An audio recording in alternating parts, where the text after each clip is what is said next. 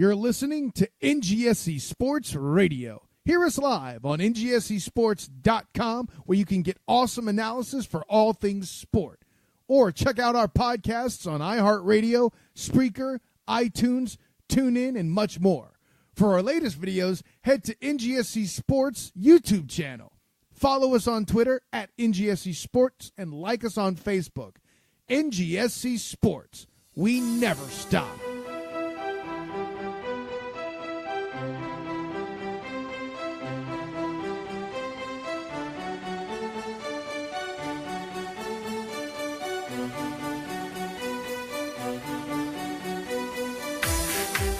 Are you coming on here and complaining? This is, oh my goodness. I don't like. This is your best. I would say this is a better season for Liverpool than the season they almost won the title a few years ago. Overall, might be overall. Yeah. I mean, because real quick, let me look. Truth be told, our point total's not going to be far off. Well, yeah, because I can go ahead and pull up a table for this year for you. I'll look up. Sure. 13, 2014. So right now you're on 67. If you win out, you're at 82. 15, 5, yeah, 82. And we finished that year with table. I guess 85. We finished with 84 points that year. So you'd be 3 points off the pace, and in this one, you've made it to at least the Champions League semifinals when you didn't have any European football. Or were you? No, we finished like 8th year. That's right. We had nothing. We had no That's Europa. right. We had nothing. So let me look. We got 75. We got 4 losses. We've lost less games than we lost that year. Goals. How many goals do we have? Goals for? You have 75. So no, we're not going to score as many. We scored 101 goals. Yeah. Our goal differential is plus 51 that year. You'll probably give up less than you did then. Oh, absolutely. Yeah, because if you we gave up 50 goals that year. Okay, so you'd have to give up 3 in your last 5 games to equal that. 3 per game. Yeah, per game. I was going to say, like, yeah, we're at 35 against. I mean, our defense is leaps and bounds. But I mean, and here's the thing. I mean, I wasn't expecting to. Now, I said early in the year I thought our best chance to do something was the Champions League because I thought we were built for tournament football. Mm-hmm. But I mean, this is not a finished article. We already have a better midfielder coming in next year than we have on our roster. Yeah. We already have him signed, sealed, delivered. Mm-hmm. We're probably going to sign another one. And we're probably going to go in like the Jorginho, someone in that realm. Yeah. I mean, we will bring in multiple midfielders. Because we're probably going to lose Chan. Yeah. And then, we just got to upgrade too. I mean, out of this squad this year, the only player I see leaving who, we're like, no, damn, we don't want to lose, is Chan. Yeah, that could actually. Yeah. I mean, we're not selling Salah. No, we're not going to sell Firmino or Mane. Yeah, we're not going to sell. Not selling Henderson. No, I mean, we're not selling any of those guys. We're certainly not selling Van Dijk or any of those guys at the back. Yeah, I mean, you look at it right now. We've played 2 teenagers at left back all year because our freaking international left back or right back. I'm sorry, our international right back's been out all year. Mm-hmm. So you're going to add him back to the team. So you're adding an England international back to the team next year. There's a good chance we go out and buy another center defender this summer. Trying to improve that again. I mean, this team, it's a building team. We're not. I mean, it's not like, oh God, we lost and we're selling everybody. In a way, insane. You're almost kind of like, obviously you're doing something great in the Champions League. Mm-hmm. In a way, you're almost kind of like Spurs 2 years ago, where you're probably like a year ahead of schedule. Yeah. I mean, and especially after getting Van Dijk midway through the season. Exactly. I mean, you add Keita next year. Let's say you add Keita and Jorginho. Mm-hmm. You lose Chan. We might still add another body in there, too. Mm-hmm. Because, as you see, as I've said it, never had too many good bodies in midfield. We're going to add another attacker somewhere. Got to. It might be 2 attackers. Mm-hmm. Another striker and maybe another winger. Mm-hmm. Just to give these guys a break once in a while. I mean, I'm not going to wood as I say this. We have been so incredibly blessed.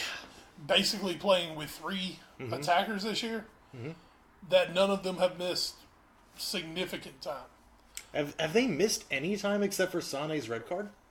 Sorry, Mane's red card? Well, yeah, Mane missed about a month because he had hurt his ankle. You're right. But that was early, and we started Coutinho. So we just slid Coutinho. Right. And Salah's missed a game here and there. Yeah, I mean, obviously missed Saturday. And he's missed like a couple games, kind of like minor niggle injuries. And Firmino, I don't think Firmino's missed any games due to his health this year. I mean, we've been so fucking lucky on that end. Yeah. Because, I mean, I think Solanke can come good. He ain't there yet. Solanke needs to go out on damn loan next year. That's how everybody, including me, said, okay, look, you know what? It's worked really well for a couple. Yeah. We're sending you to hole next year on loan, okay? You need to go score some fucking goals. Yeah. You need to go score some first-team goals somewhere. And Ings, I like Ings. Ings is serviceable. He'll be a good FA Cup striker. Yeah, I mean, he'll be good to play like in the cups, and something when you're up, like today, when you're up 3-0 and you want to give Firmino 20 minutes off. Ings is great to slide in, because he's going to work his ass off. I'm hoping he'll score a goal soon just to help his confidence some. But I mean, but I don't want to go into a. I mean, you don't want him to be your number one. No, and luckily and I don't want him to be my number two. Luckily, y'all kind of between all of us, we've kind of taken care of Chelsea. Yeah. But I would have been real nervous this past Saturday if we were 3 points up on Chelsea and had to sit Salah and Firmino against Everton, and right. I would have been real nervous. As it was, I just kind of sat there, like, okay, I got to watch the whole thing, but it was just. Okay, whatever. My whole thing is... I don't know what I was expecting. Literally, my whole thing was just don't fucking lose the Sam Allardyce. Just don't lose the Derby. I don't remember what, I don't even remember your guys' lineup for this one. We ran Moreno. No, we didn't. We ran Clavendor. Yeah. Dang, all right. I yelled that today. Yeah, we did Clavin. Ings, Solanke, and Mane. Yeah. Clavin at the back. Clavin played left back for us, which to me, and then not seeing Moreno today, I think that means Moreno might still be a little short on fitness. But God, I mean, look at that bench. Masterson and Lloyd Jones and Camacho. I mean, they're kids, man. They're kids. Now they say that Lloyd Jones could be really good, and they think Masterson could be really good for us, but. Yeah, man, I mean, they're just... How tall did they is? 6'3". Oh, God, I thought for a fucking second I said 5'3". Hold on, go back real quick. Sure. No, I'm thinking somebody else. Not Lloyd Jones. I'm thinking... That's the wrong person on there. It's not Lloyd Jones, it's Curtis Jones. Who's more... He's in... That's what I was looking for. Because Curtis Jones is center attacking mid. They put the wrong fucking person on there. Good job, NBC. Lloyd Jones is out on loan, I think. Yeah, he's a damn defender. Let's see. Lloyd Jones? Double L, I guess. I guess. Yes, Martin Lloyd Jones, Welsh Protestant minister. Political. Yeah. Fine, I'll autocorrect. Lloyd Jones. Footballer. Oh shit, we sold him already. No, okay. Yeah, there he is. That's Lloyd. Wait, so which is the one you're thinking of? I think Curtis Jones is who actually played for us. Yeah, like I said, I think Lloyd Jones is out on loan. Curtis Jones. He's a very talented midfield player. Yeah, I mean, they say he's... A keen eye. They say he's really good. Hello. Yeah. One of those. Oh. But I mean, he's young as shit. That's what I'm saying. But he was on our bench the other day, man. Let's see. He came straight from the under 18s this year and has been playing like one of our best players on our under 23s. So man, we've got it. I mean, look down there at the bottom. Go down a little more. Look, just signed his first professional contract in January. Wow. And was on the freaking bench for the Derby the other day. So yeah, they got a lot of hope for him. And Camacho, I think Camacho's Portuguese, but they feel good about him. Cool. So and Masterson's Irish. Oh. Gotta keep the pipeline open, man. Yeah. You never know. But yeah, so it's one of those deals, man. So, Yeah, I didn't feel bad. I didn't feel too bad in the Everton game. I was just don't lose that jackass. It's fine. Don't lose that pie-faced jackass. And you didn't. And you didn't. And that we'll talk a little bit about that as we start episode 205 of the Foreign Fair podcast. We're doing it on a Tuesday because, Liverpool rocks. Yeah, basically. This is the all Liverpool all the time podcast. It's a much more important reason that we're doing this on a Tuesday. Yes. Because we got busy. One name technical producer Jackie J.K. has big night coming up. Yeah, big night coming up with the Durham Bulls. Big night, and we've got to be there to support. Yes, as a podcast, we have to be there to support. Leading her team out, and we'll be in full voice in her Champions League final. Basically, it's actually Durham. Yeah. But it can sometimes passes the Ukraine in certain neighborhoods. I've watched the Champions League final there. It counts. Certain neighborhoods can pass as bombed out Ukraine. We love you, Durham. And we love you guys for checking us out here. On this week's pod, we will be, of course, going over this past weekend of the Premier League. Who knew that a weekend with two derbies would be the least exciting part of the week? Well, at least one of the two. For Liverpool fans, another derby was badass. That's true. So we'll, of course, go over that. We will be going over what happened on Tuesday in the Champions League. As for Wednesday, of course, we will not be covering Real Madrid and Bayern Munich steamrolling their way into the semifinals, as of course they have by the time you listen to this. I know we're saying that, but after what the hell happened today, I don't know if we can say that anymore. I don't really know. I mean, that was maybe... I guess if Bayern loses, that would be a little more stunning, but that's one of the more stunning... When we talk Champions League, obviously we're going to talk the good one for me, but I mean, that's one of the more stunning results I've ever seen in the Champions League. That's so insane. Yes, we will definitely be going over the Tuesday results, which just happened a couple hours ago. We'll be going over that. We'll be hitting brief news and notes, watch for, and a big So Raw. Oh, yes. Yeah. No, it was. I watched all 8 fucking hours of WrestleMania. How much is too much? If you could say to Vince McMahon, do not go over this many hours, what would you say? Just for WrestleMania, sure, I would say maximum 5. Okay. And we'll get to it later, but the biggest issue you have, now me at home, I can handle it. It's not the biggest, I can go to the bathroom, I can go outside, I can do what I want for a while. But see, a match I don't care about.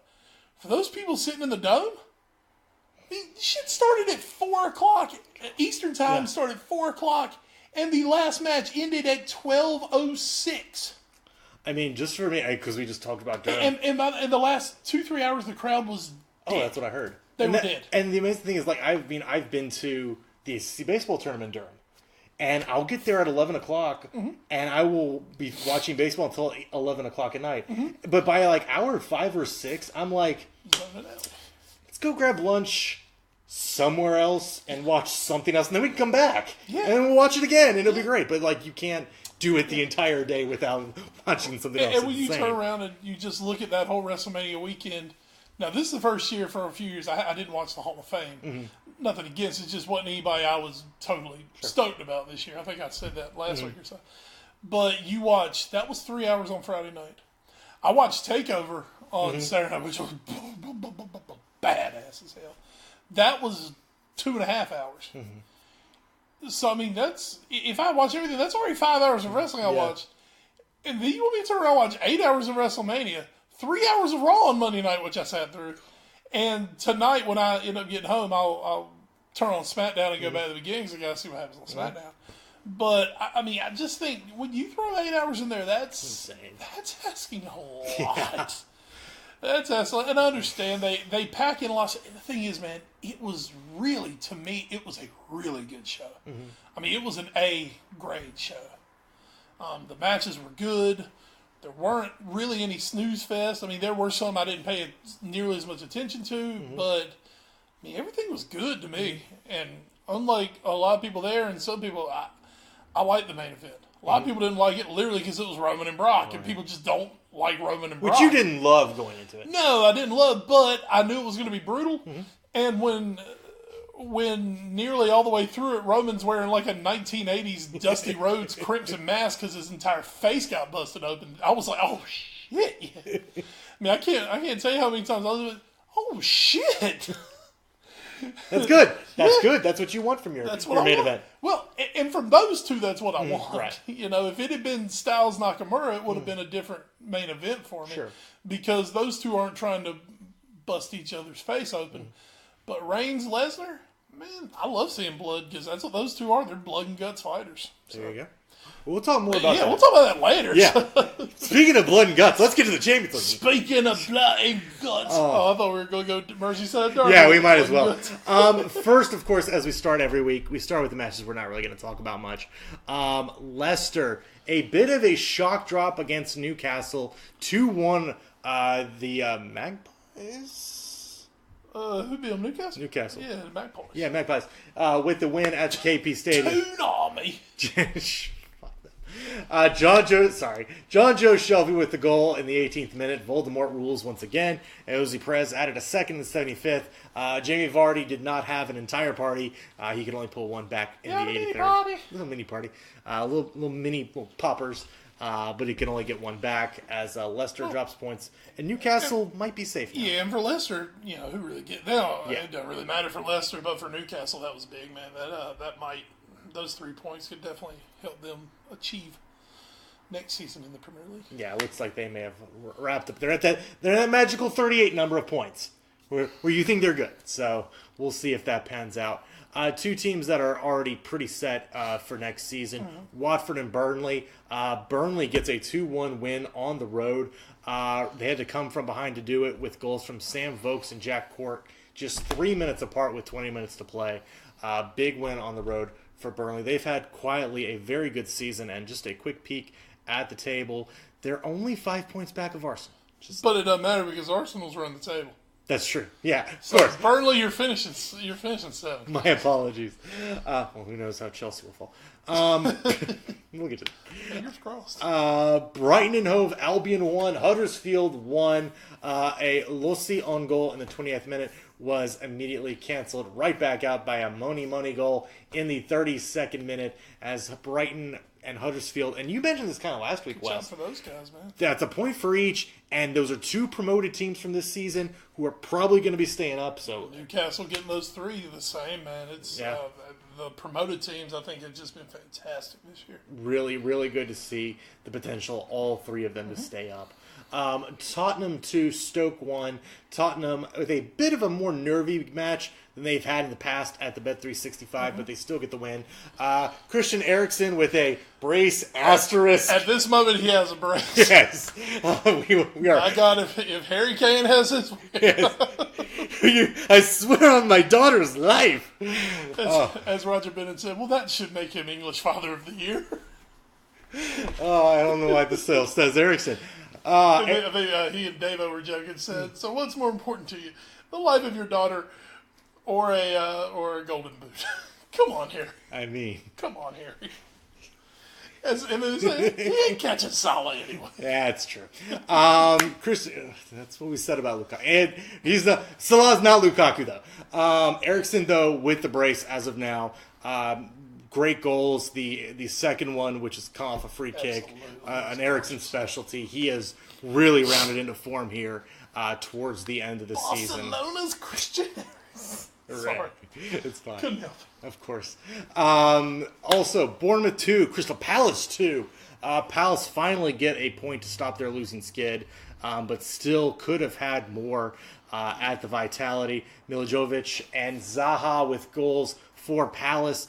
They were leading up to the 89th minute until Josh King broke their hearts and got Bournemouth level at 2-2 as they drop another winnable match. And for Palace right now, quickly peeking at them, they are right now they're 3 points clear, but the team 3 points clear, but the team below them does have match in hand. So just think if they had those 2 more points, man. I mean, they could almost punch their ticket if they got. Well, it's the 2 points here. It was the 3 points last week against Arsenal, and the 3 points before that against United. That's 8. That's 8 points. Well, with Liverpool, they had the second half lead. That's it. Yeah, that's what it was. That's what it was. It was Liverpool United. So that's 8 points. They could be at 39 points right now, and right behind Everton. So. Everton. So they do at least pick up a point. We'll go over that one later. And then finally, the Sunday matches. Arsenal 3, Southampton 2. It's gonna happen. We're Welb's team now. Oh yeah, Welbs with the brace. Aubameyang, he's caught fire now. Just think of what a whole season of Aubameyang could bring to this Arsenal team. Just think what Arsenal can bring out of him. Oh man, Charlie Austin briefly leveled it at 2 apiece in the 73rd minute. But Welbs, as you said, they're Welb's team now. His second in the 81st. Got Arsenal the win. A pair of red cards in the match. I don't actually remember who they were for. One for each team, though. Jack Stevens for Southampton and El Neni. Yeah, that happened very late. For Arsenal, both in stoppage time there. Each team ends with 10 men, but Southampton cannot get an equalizer. And for Southampton, that was kind of tragic for them. Yeah. They had the lead, they gave it up, they got it back. I mean, that would have been a huge point for them to walk out with. So, Southampton is just kind of sinking in that mire. You remember the movie The Never Ending Story? Yes. Where the poor horse lost. So sad. Lost his will to go on, and the nothing just took him in. That's kind of what's happening to Southampton. Just in the nothing. The nothing is just taking them. Tell you, it's going to be a glorious day for the mid-table teams in Liverpool and Southampton to go down. And fire sale. And they start picking the bones of that squad. Man. We were nice about it in previous years, and now it's just like, oh no, come on. Yeah. I mean, now what are you going to say? Hey, we gave you the premium for Van Dijk. Now you're going to give us Bertrand for about 11 million. Let's do some Tadic going for 3. Come on, Deuce. All right. See, he could have been at Liverpool. That was the rumor last summer. Liverpool, or as we call it, Southampton North. And finally, Chelsea won, West Ham won. The match that spawned a million Twitter Conte is leaving reactions. As of now, he's still there. He's leaving now. Yeah, he might have left before the match finished. Cesar Azpilicueta in the 36th minute got Chelsea out in front in Stamford Bridge. But for the second straight match, they cannot hold on to a lead at home. This time, though, they do not get a loss. Chicharito, Javier Hernandez with the goal in the 73rd minute, a beaut of a goal, gets West Ham at a very important point.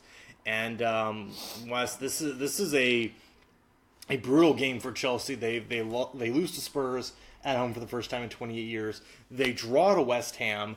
There's a bunch of questions about their coach, and now they have to go play, I believe they play Southampton this week in the league, and then have to play them again in the FA Cup. If they can't turn around against this Southampton team, who is showing fight, but is not that great, I think that's it. I think, like at some point, we know Conte wants to just walk out the door at the end of the season, flames behind him, and middle fingers in the air. But is he going to get the chance to finish? Well, Conte's begging to get fired, so Yes. I don't think it bothers him if he gets fired. That's just faster that he can maybe get a PSG or one of those Italian clubs. So I don't think he's too concerned about that. Chelsea are still kind of holding on to that, outside chance of wanting to make it to fourth. Mm-hmm. I don't know how much longer that's. I mean, really, how feasible that's going to be. Maybe after this coming weekend. Yeah. If Liverpool and Tottenham go and take care of their business, I don't see where that's really feasible anymore. I think at that point it comes down to just where's the locker room. Mm-hmm. If the locker room just kind of throws their hands up and says "fuck it," yes, as Chelsea, you might have to pay him something when you fire him, mm-hmm. but at that point, it might be worth it just to get him out the door. Hey, let's just finish the season mm-hmm. with, whoever as our assistant mm-hmm. We want to bring in for a caretaker. Just finish the season, and let's forget it. Mm-hmm. Get Ancelotti in here, which is kind of what it sounds like. Run it back. And let's start anew. And so, like you said, they are still in the cup competition. Mm-hmm. So they do technically still have something to play for. Yes.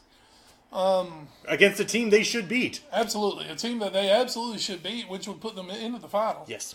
So, maybe you stick with that, but to me, it all comes down to it's going to come down to the locker room because if he's lost the locker room, what's the purpose? I agree. It will be very interesting to see how they come out in this first match against Southampton in the league, and then having to play them again at Wembley. Because really, what to Chelsea? What's the FA Cup matter at the end of the day? It's your last shot at something. If you can't make it fourth. Yeah, but I'm saying for Abramovich. No, yeah, you're right. I understand. I'm saying more the Chelsea, the hierarchy, the people in charge. Yeah. It'd be one thing if this was tumultuous and you're in the semifinals of the Champions League, or if you're in second within 5 points. Then you can battle all you want, but we're sticking with what we got. But when it's the FA Cup, which, granted, we feel people should prioritize a little more, but they don't. I mean, at the end of the day, if Chelsea lose the final of the FA Cup after this season, I don't think there's any Chelsea fan who's going to be, oh God, we lost the FA Cup. No, if they win the FA Cup, yeah, it gives them a T-shirt to buy, and they'll make some money off of it. But £1 million isn't the end of the world to Abramovich and to those fans. When you're coming off winning the Premier League, finishing 5th or 6th, and winning the FA Cup, they're going to be pissed. As well they should be. I think, and not just for finishing 5th, because we've said it a bunch in this league. There's 5 to 6 really good teams, depending on how you feel about Arsenal. Yeah. And one of them can't make the Champions League. Well, but even with Arsenal, I know we joke in the last month we've seen what Arsenal can do when they turn things on and when they do start getting it right. So, I mean, it's just been more the way they've done it than the fact that they are in fifth. And the way that it's been a complete dumpster fire. Yeah. So that's more the thing I think is more the dumpster fire than the fact that they're finishing 5th. Yeah. All right, so now we'll turn our attention back to Goodison Park for the Merseyside Derby, second edition. Yeah, woo! This would be one of those matches where if it didn't involve a derby, we'd be like, hey, Everton-Liverpool 0-0. That's all you need to know. That's all that happened. And we always talk about the Liverpool match because it's you and me. We always got to talk about it. But it would be like, oh, yeah, it happened. Yes. If it had been Liverpool-West Brom, it would have been, oh, yeah, it happened. Yeah. Next. Cheers. Yeah. On to the next one. Do you have any actual feelings from this match? Well, like I said, my biggest thing going into it. Nobody got hurt. Yeah. Nobody got hurt. Yeah. Nobody got hurt. That was huge.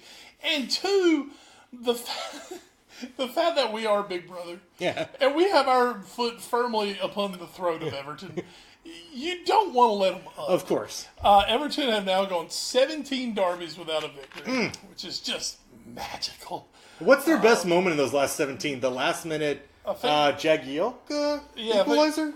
Was that a 2-2, I think? Because we had come back and taken the lead. I think Sturridge had like a great finish, and then they turned around and hit an equalizer, and we were just pissed. Yeah. I mean, that's all Everton is now. Is just they're kind of annoying assholes.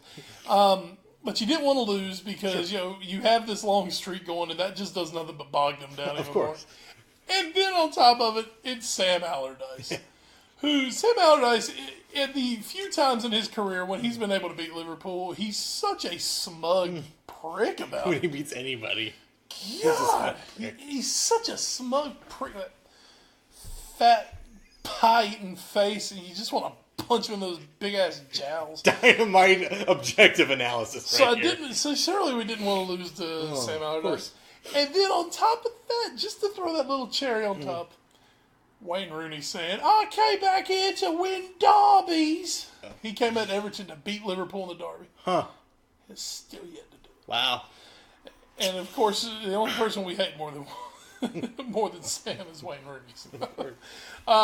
Rooney didn't win. Sam didn't win. The Everton faithful lustily booed their team through most of the entire match. Of course. Because it was fucking abject. Nobody got hurt.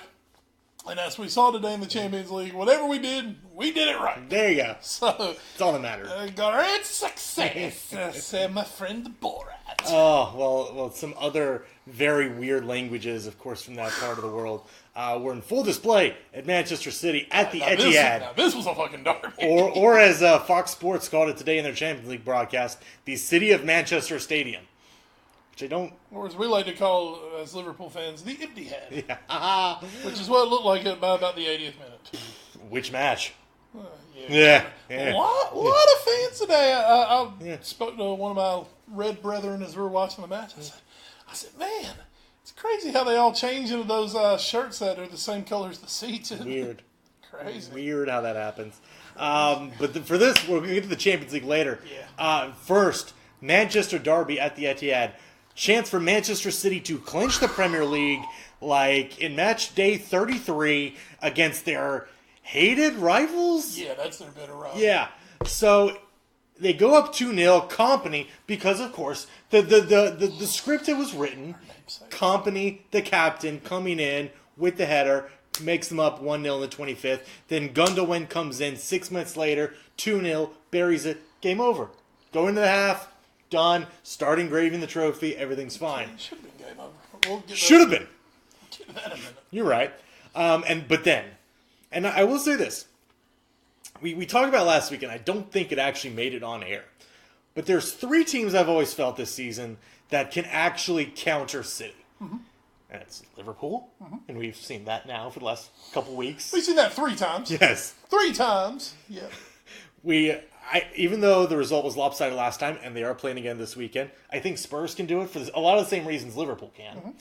And I thought United could, just because I felt like if they could get a lead, they are a team that is compact enough and bus parky enough that they can prevent City from scoring again. And to just add in the whole Mourinho factor. Because you know he revolves his world around fucking with Pep Guardiola. Of course. And the fact that with Paul Pogba, if he's good, if he's having a day, he can control the midfield, which is what you have to do against City.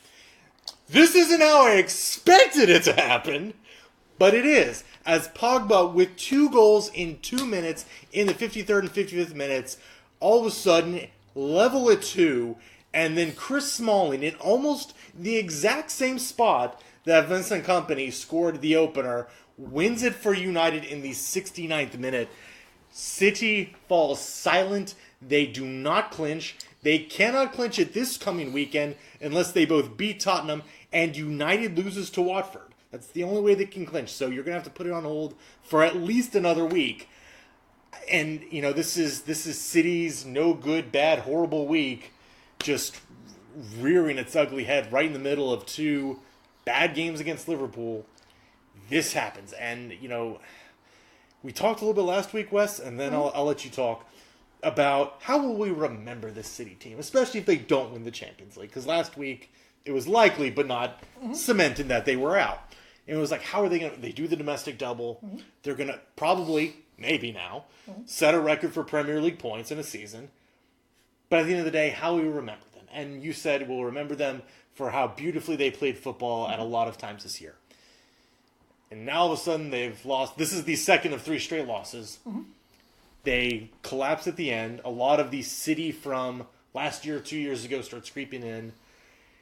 Not a great look as we go towards the end of the season. You choked up, huh? Yeah, a little bit. Very verklempt. I still think at this point we remember this City team as, wow, this team can play some hellacious football. I think what's happened to City is I think Pep Guardiola plays a style of football and manages in a way where he demands 100% every match. Pep doesn't rotate. No. Very much at all. Even though, as Manchester City, you've got, God, it's a huge roster. I mean, they've got 20-some guys out on loan this year. They've got top players, the most expensive defense in history. Pep doesn't rotate very much. And I think at this time of the year, every team, no matter who they are, every team is going to go through their little patch.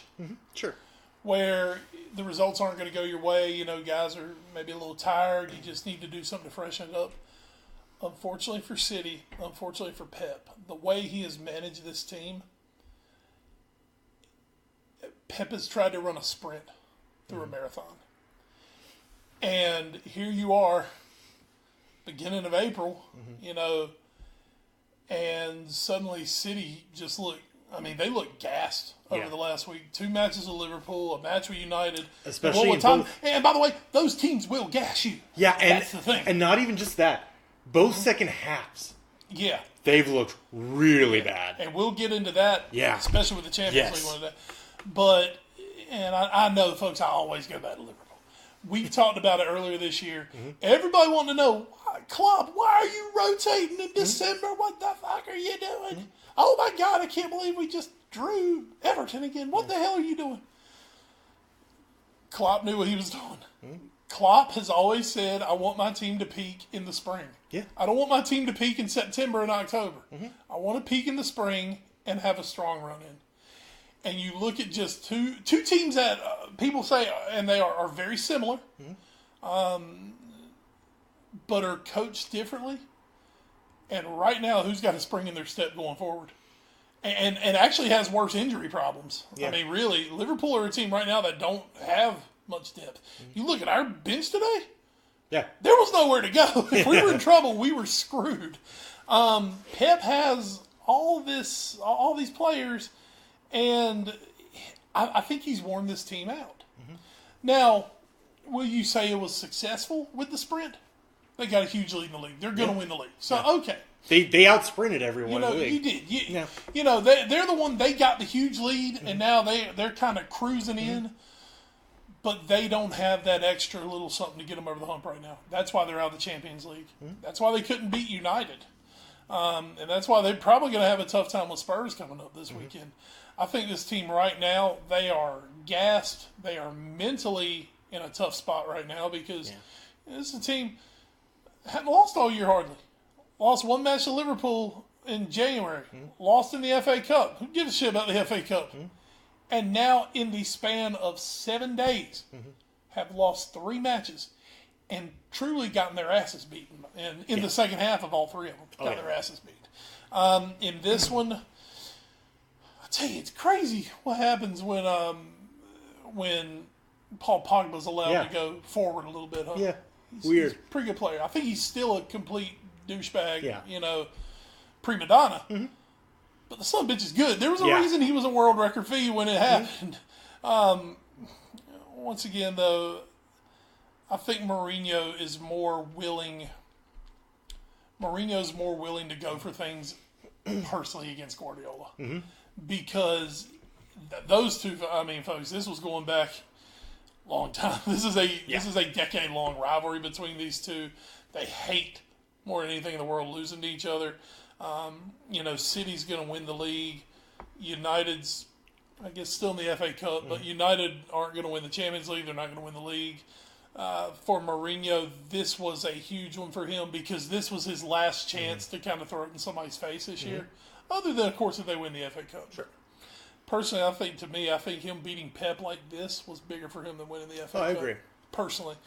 Especially for them to not be able to clinch the title on his watch. Exactly. And just anything he can do to get under his skin. Now, real quick, let's talk about City a little more. Sure. City should have been up 5-6-0 at halftime. Yeah. Raheem Sterling, you're the best 50 million pounds Liverpool ever made.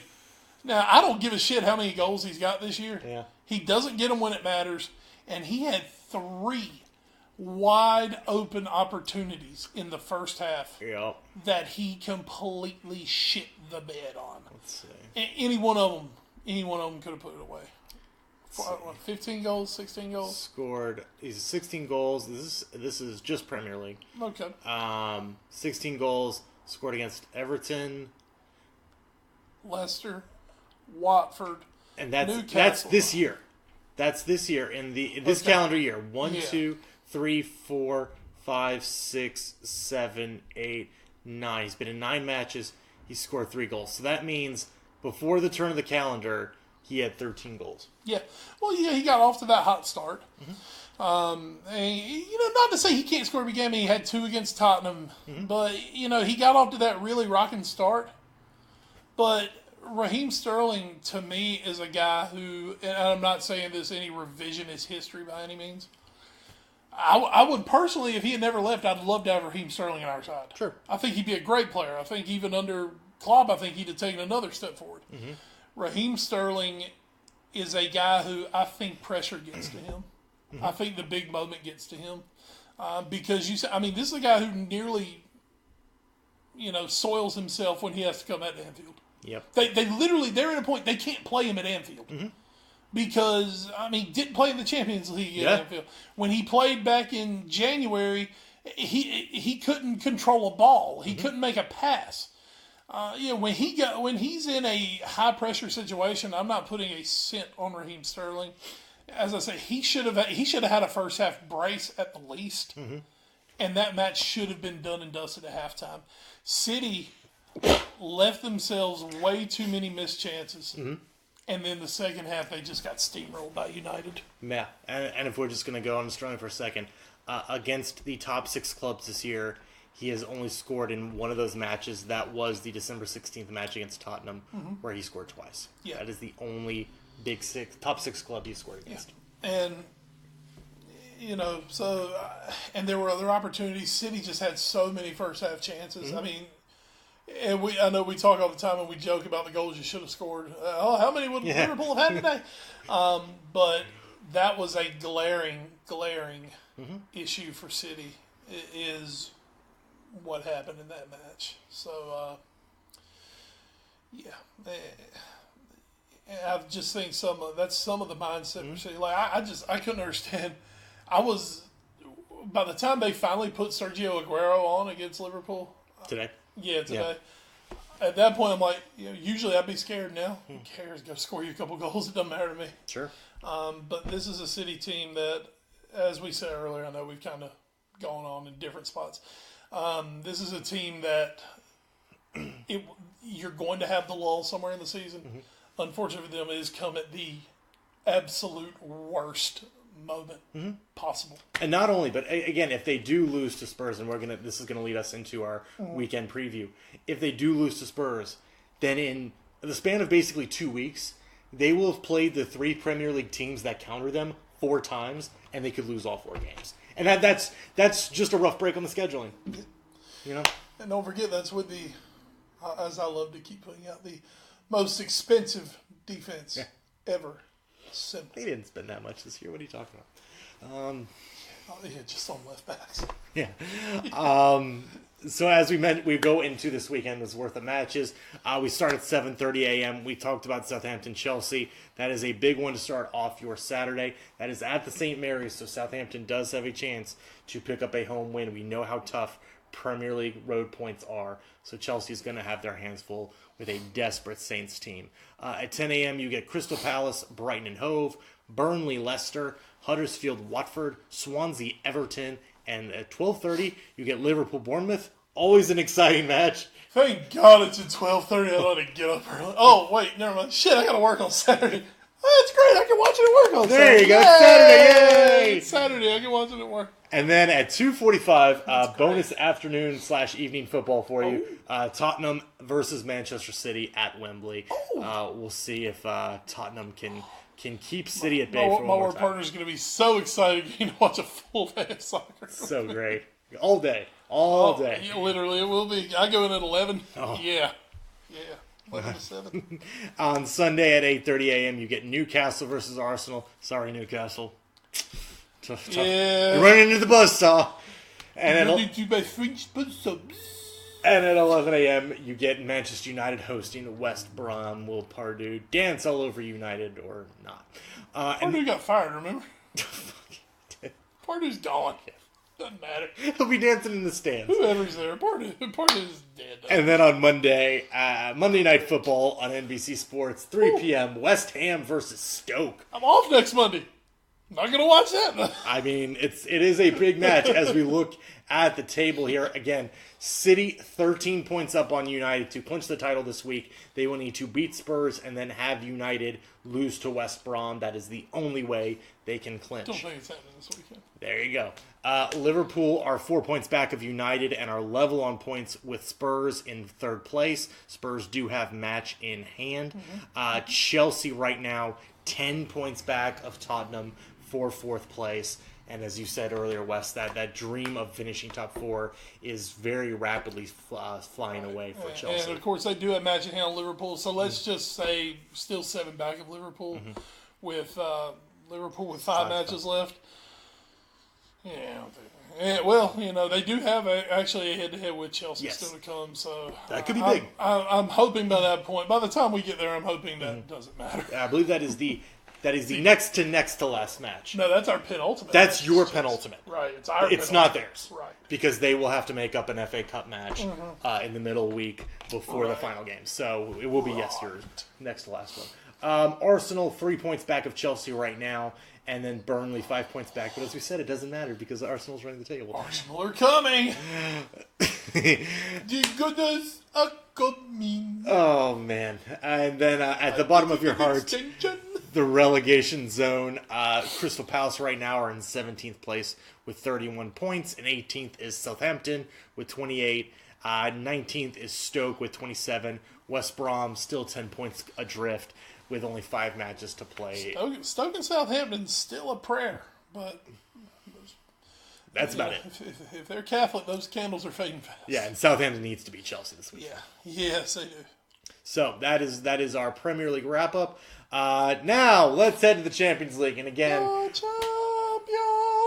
we're doing this on Tuesday, so we don't actually know the results of Wednesday's matches between Real Madrid and Juventus and Bayern Munich and Sevilla.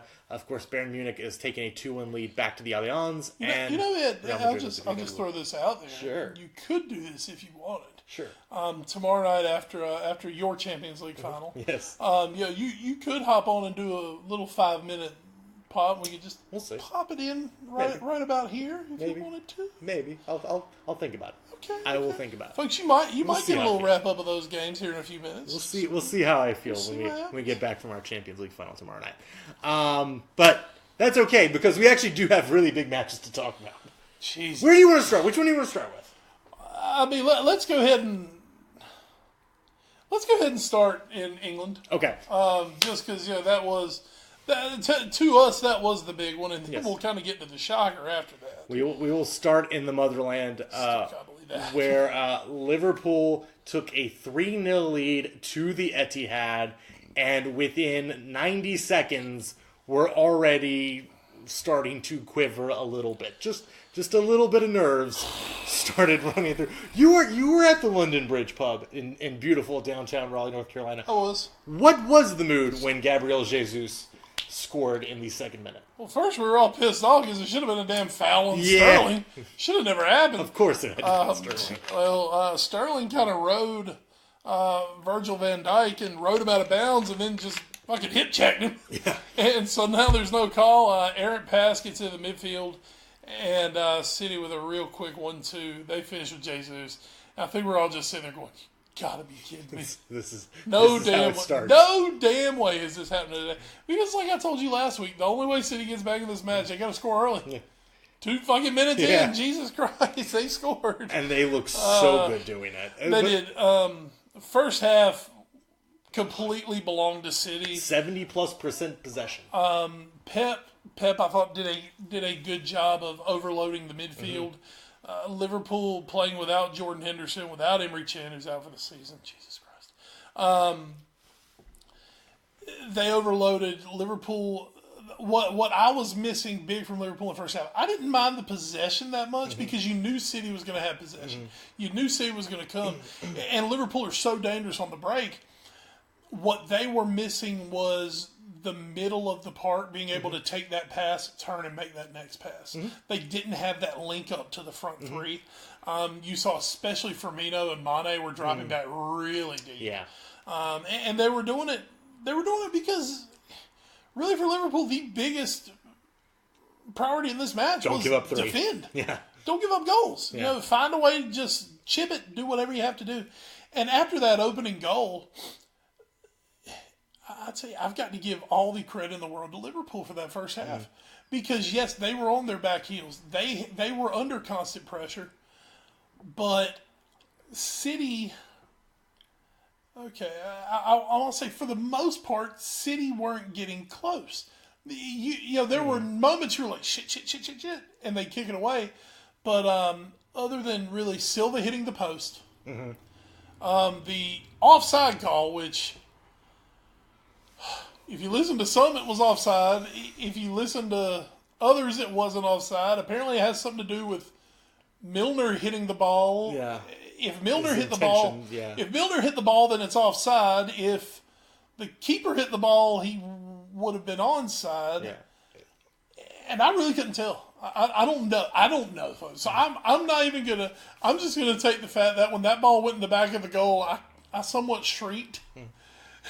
Surrounded by 80 people, I shrieked, and then it went from, and then all of a sudden we saw the flag. I was like, oh my god, okay. But I thought Liverpool's defense did a great job. They were overloaded, they were overpressured, and they held them to one goal. I texted you this. It really reminded me of the second half they played against Tottenham at Anfield. The first 40 minutes of that second half, where Spurs just constantly came at them, constantly were pressuring them, and Liverpool never really found a lot of good outlet passes to do the count. It was almost the same thing because Spurs had that midfield overloaded. Because you see, in that one, Spurs, kind of like today, they were almost playing with a back three. Yeah. And they had pushed another defender up. Basically played a 3-6-1. Basically. Yeah. And they had pushed another midfielder up, and they were owning that midfield. And that's what we saw today. And then, you go to halftime. Halftime, the fireworks are going. Pep gets sent to the stands. Because Antonio Matulojos, or as we like to call him, Spanish Clats, and let's be real, Liverpool did very well. 5 yellow cards in that first half, and I believe 4 of them went to Liverpool players. Well, they all went to Liverpool. No, one went to Ederson because he wanted to pick a fight with Mane. I was like, Ederson better stop or he's going to get his ass thrown out. I really thought he was going to for a second. I was almost kind of hoping he'd take a swing and get thrown out. That would have really worked for me. But at times, he was great. And at times, don't get me wrong, I think out of those 4 yellow cards, I think 3 of them were well-deserved. Mane may have been lucky not to go off. Sure. Even though I think with that one, I think it was Otamendi he went into. I think Otamendi kind of worked on his SAG credentials a little bit with that. that. I thought it was fine. But then there were other ones where you're like, oh, there's a foul. He wouldn't even call fouls. I mean, I personally thought Mane got thrown down about 3 times. Obviously the Van Dijk one.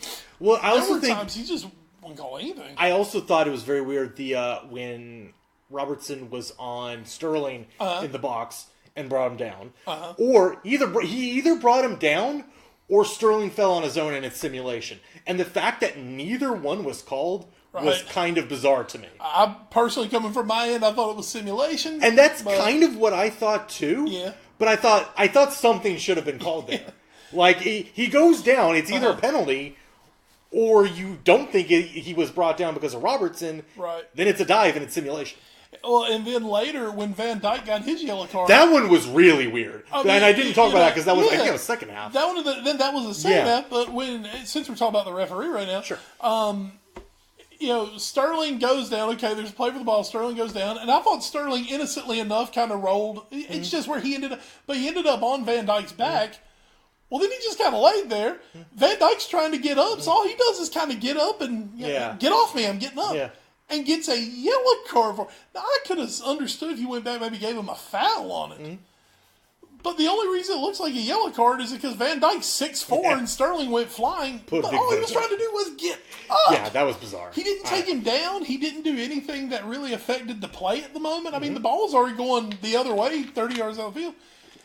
That was, oh my goodness, that was bizarre. I thought the official, and not to say right calls, wrong calls, I think the official did a very poor job of managing the game to the point where I was going to text you. At one point, I was like, in 2 minutes, this is going to turn into Chelsea-Tottenham from a couple years ago at Stamford Bridge. And I'll throw this in. During the pre-match, a couple minutes before the match, the FS1 broadcast actually, I'm trying to think who was on there. Who was the color guy? Do you remember who it was? On the Fox broadcast? Play for the United States. Stu Holden. Stu Holden. Yeah. Stu Holden made the point of saying, this Antonio Mateo Lojas, he's known as being kind of a bizarre official. He also was the one that was the official in their loss last year, I think, when they played Monaco in the Champions League. Yeah.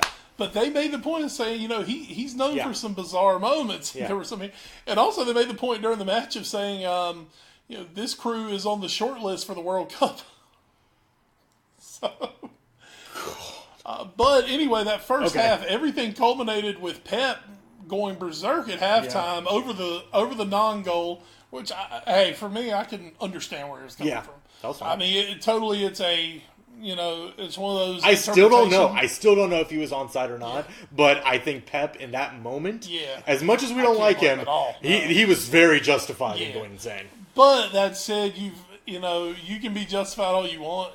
Hey, we grew up on college basketball. Yeah. There's the point. Yeah. When you get to that point, and the official looks at you and said, "Don't say anything else," you kind of got to turn around and grumble on the way out. Pep kept going, and Pep got sent to the stands for the second half. Yep. Now, my joke in there was, I think he was on the fourth row. I said, man, maybe send back a left back, and he could have gotten a front row seat. Hey. But they go to halftime 1-0, and as a Liverpool fan at the London Bridge, we were happy to get to halftime. Yeah. And then, Ed, came Klopp's halftime talk. Oh, boy.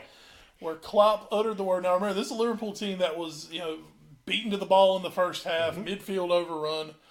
Klopp said, "If they want the ball from you, then they have to kill you." Oh. Well, then. And that's what the second half turned into. Yeah, I was amazed at how the combination, and it wasn't even that I thought Liverpool looked that much better. I think they did look better. I think they looked more comfortable. I think City looked atrocious. It looked like City came out and said, well, we only got one in the first half. We probably needed more. That's probably it. So, we'll see what happens. And then once Mo Salah scored in the 56th minute after a great setup from Sadio Mane, that was it.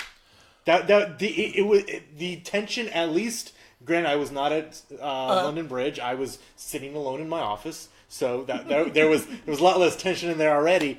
But from that point on, it was like, all right, that's probably it. For me, Liverpool came out in the second half, and to me, I don't mean to say they didn't look good. To me, it was almost like the opposite of City. What I was saying is they looked we just withstood an all-out assault for 45 minutes, and we gave up one goal on the road. Okay, this is probably we're probably good. We're good now. We can handle the next half. Liverpool came out in the second half, and I immediately saw that midfield, as they say in England, put in. Yeah. They had some balls where in the first half they were giving them away. The passing was much crisper. The turns, the keeping City off of them was much crisper. And I think within 5 minutes, Liverpool had established control in that second half. And control for us in this match didn't mean we had to have 70% of the ball. It was never that. It was, hey, you know what? If you want the ball in midfield, we'll let you have the ball in midfield. We're not going to let you get into the box. And in the second half, it finally turned into, and if you fuck up, we're going to burn you. Yeah. And that's exactly what they did. Liverpool getting 2 goals in the second half. The first goal put it to bed. The second goal just for funsies just made it that we won on the night. That was even more fun, as I thought Liverpool throttled City in the second half. Yeah, and as you said, once Aguero came on, it was like, okay, so, and I'm pretty sure at that point Firmino had already scored his second, or what? Am I? When who came on? Aguero. No, Firmino not scored the second. I can actually check. I think Aguero came on when it was 1-1, which was still bleedingly ridiculous. But yeah, you might be right on that. Let's see. But Aguero 66. So yeah. Yeah, so it was just before. But when you do look back at it, I'm going to tell you a huge player in the second half for Liverpool, who I thought was non-existent in the first half, was Gini Wijnaldum. It's funny you say that. Until he had the ball for in the first couple minutes in the second half, you didn't realize it was I didn't realize he was playing. Yeah. I was like, oh, cool, he's out there. Von Allen had to play the 6 role. Jordan Henderson, of course, was suspended due to yellow cards. Emery Chan, as I mentioned earlier, is out for the year with his back. Not good. Wijnaldum actually played the 6 against Everton on Saturday. That was, once again, going back to that, Liverpool, if you watch, use that like as a tune-up game for, okay, look, we know what we have on Tuesday, and it's more important than this, so we're going to try this. Henderson played on Saturday, but he played a more advanced role because Wijnaldum's got to play the 6. We got to give him a game at the 6. In the first half, I thought he was completely overrun. Now, one thing maybe in his favor, there was no one to come in for it. That's true. I think literally if Liverpool had to make a midfield sub, Moreno would have come on and play on the left side of midfield. Yeah. Which we kind of saw a little bit last week in the Champions League match where he came on late. He actually plays a left midfielder. But, I mean, right now we have no midfield options. We have 4 first-team midfielders right now, and one was suspended. So, but second half, I think Wijnaldum, maybe he took what Klopp said seriously, which I think they all did. But he did so good at shielding and then starting things going the other way. One of the best matches away from home that I've ever seen him play. I mean, just fantastic. And then the other end, once you let the king get the ball in the box, bad things are going to happen. And it was another one. It was almost like last week where he scored, where Mane got in the box, things were bouncing around. Here comes Salah. Oh, you let the ball out. Bing! Goal. Yep. And then, of course, Firmino added late, which I was happy to see Firmino score. And Liverpool run out 2-1 winners and have now, in the calendar year 2018, beaten Man City, the greatest English team of all time.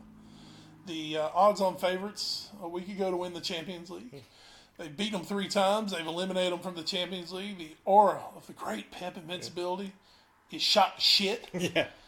And to quote the great Pedro Martinez, who we of course love, I think now Pep needs to go clap his daddy. I will say this. Now, this is Liverpool and Man City's 4th matchup this year in all competitions. On aggregate, 9-9. 9-9. We got 3 wins. 9-9. And I will just say that 5-0. In that 5-0 earlier this season, such kind of a weird game out there. Once Mane went off, we had nothing left.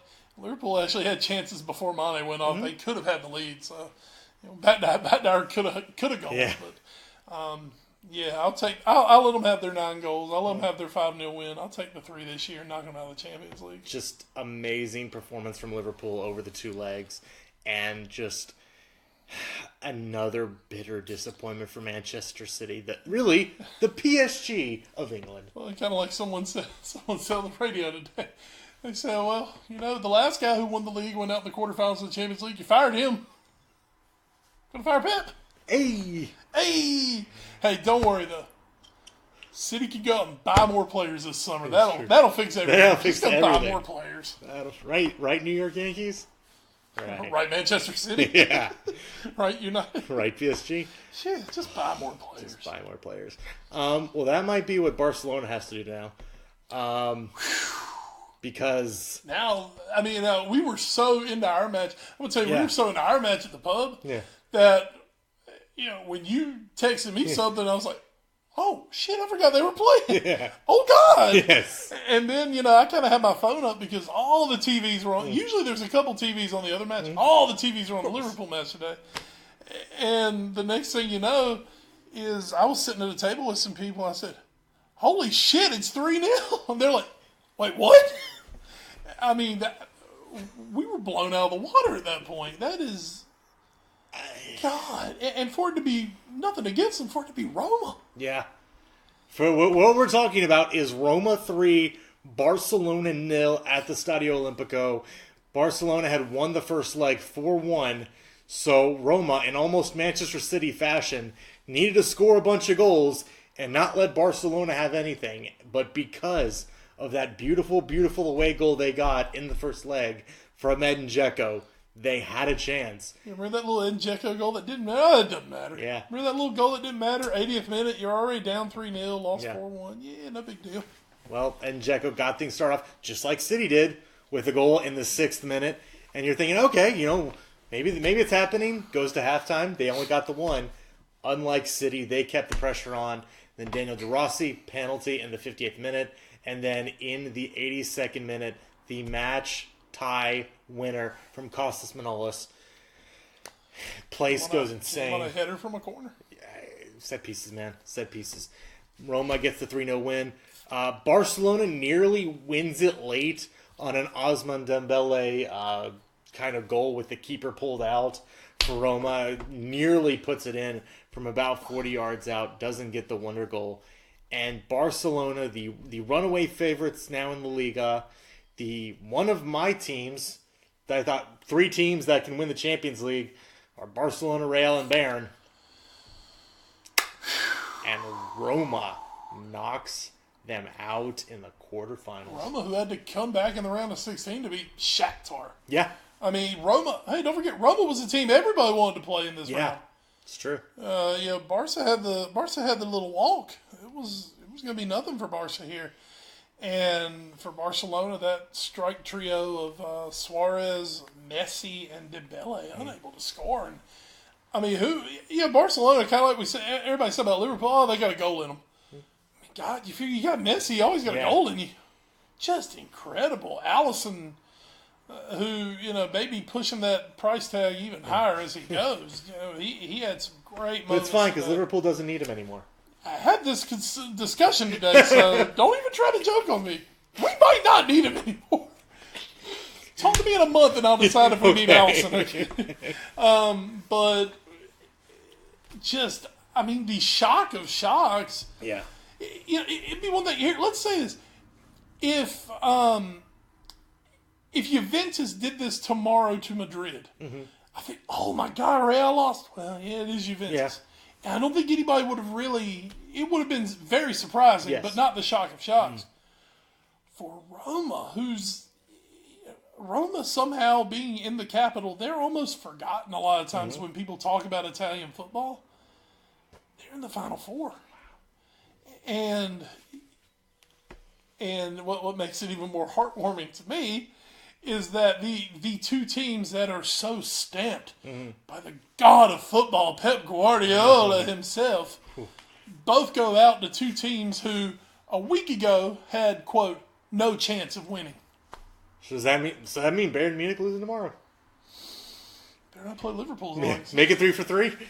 God, that would be hilarious. What would it be like if Sevilla was the last Spanish team left? But for Roma, Dzeko, the oft scoffed at Edin Dzeko, who obviously Manchester City off trend, he sucks. Gets the away goal, gets the opening goal.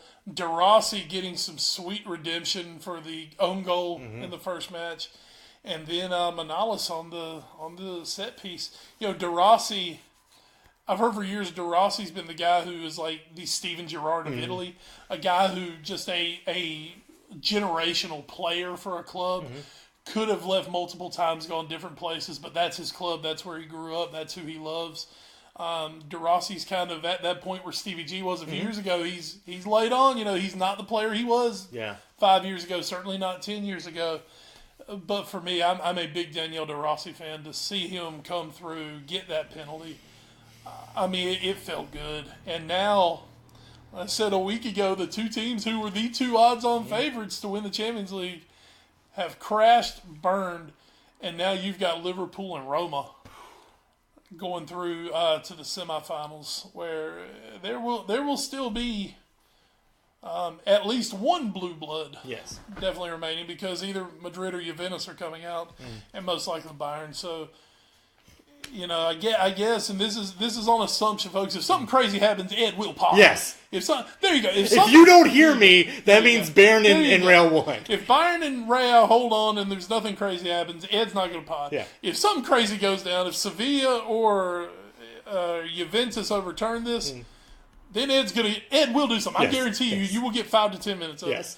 But if Bayern go through, Madrid hold on and go through, you have 3 European blue bloods. You've got 3 multi-time winners in Munich, Liverpool, and Madrid. And then you got Roma, who have always kind of been that team. It's kind of like, why aren't they better? Yeah. But they're there. Yeah. And I think we learned because, of course, in the next round, it was, I want Roma. Yeah. Everybody wants Roma. Hey, be careful what you wish for. When you get in the Final Four of the Champions League with these 4 teams is going to be, but you just take your draw and get working. Mm-hmm. I'm personally, when somebody asks me, Dad, what I want Bayern. Well, I was going to ask you, take away your Liverpool glasses for a second. What would you rather see as just a soccer fan?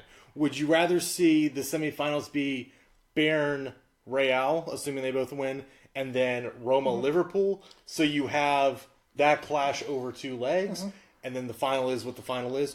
Or would you rather have Roma and Liverpool taking on one of the other 2 teams and seeing what happens? I mean, as far as watching 2 matches, I think obviously you'd like to see Bayern and Madrid, just because, I mean, those are the 2, quote, super heavyweights left. I'm not going to put Liverpool in the super heavyweight class right now because it's been so long. You know, historically they are, but so yes, 2 legs of Bayern Real would be sick. As a Liverpool fan, you want Bayern?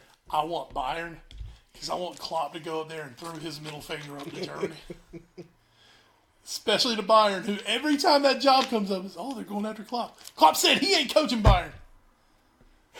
Klopp said the only German club he will ever coach is Dortmund. There you go. The only English club he will ever coach is Liverpool. I want them over 2 legs. They might beat us. Klopp knows how to play Bayern. You never know. At this point, you never know. I get fired up, Edgar. That draw is going to be great. What day is that draw? The draw semifinals will be on April 13th at 12 CEST, which I believe is that's usually 7 a.m. I think. Yeah, it's usually 7, 8 a.m. around here. So we'll wake up and we'll. So know. is that Friday? That Off the top of my head. Yes. Okay. Yeah. I'll be at work, so I'll do what I did the last time. Yeah. Folks, if you have an emergency, don't call. Yes. Look, I'm going to tell you real quick how to stop the bleeding. Apply pressure. Don't look up. Yeah. Wait till about 8:15 to call me. It's really easy, guys. This won't take but 5 minutes. We just got to pick a couple balls out of a jar. It's only 2. It's going to be fine. So, yes, those are the 2 teams. Liverpool and Roma right now are in the semifinals. Again, if you don't hear from me later, just assume that Real and Bayern have joined them and what will be an awesome. I'm just really, honest to God, I'm just glad we're getting a little bit of new blood in these semifinals. Yeah. You know, I would love a little. Part of me would actually love to see Sevilla in there after having such great success in the Europa League. To have a run at the Champions League would be awesome. And for all 3 Pep clubs to be out, that would of course, especially in the same round. Well, and then you could get Sevilla Liverpool in the final. Oh God, no! A Europa rematch. While that sounds like a perfect draw, don't do that to me. Sorry. That would also shows that, you know, everyone who talked about how weak Liverpool's group was. If you have both in the semifinals, don't forget Sevilla finished second in Liverpool's group. So that would be 2 from, I believe, Group H.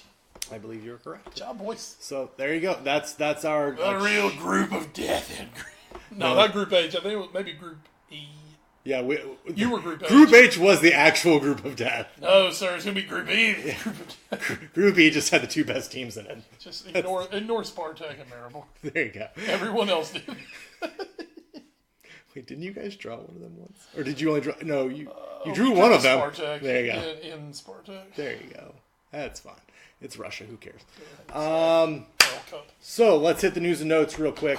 It's an interesting story coming out of Portugal. Sporting's president has suspended 19 of its players after losing to Atletico Madrid. Bruno de Carvalho, yes, we're gonna pronounce it like that. He is the president, and after all of his starters except for one, I believe that is Bas Dost, signed on social media a disclaimer that said that they refused to train, and that they did not like what their president had said after the match against, and I don't remember who it was against, but basically it says against Atletico, right? Well, no, I think they're suspending. Oh yes. After the Atletico Madrid loss, he did not like their effort. He called out players by name, which is kind of rough, and so those players took to social media and said, we really don't like it, and if you're going to do that to us, we're not going to train. And so the president has apparently said, well, these are spoiled kids, and showed particular blame at defenders Jeremy Matthew and Fabio Contral. He said Bas Dost got booked on purpose, so he'd be suspended for the second leg meeting with Atletico. I believe this was in the Copa del Rey, is what that was. Or is that... No, that's Europa. You're right.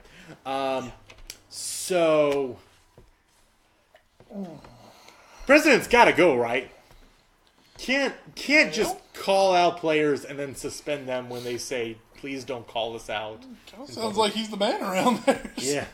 I did not have the chance to read this story, but I do believe that only leaves them like maybe 4 or 5 players for their match this weekend. Yeah.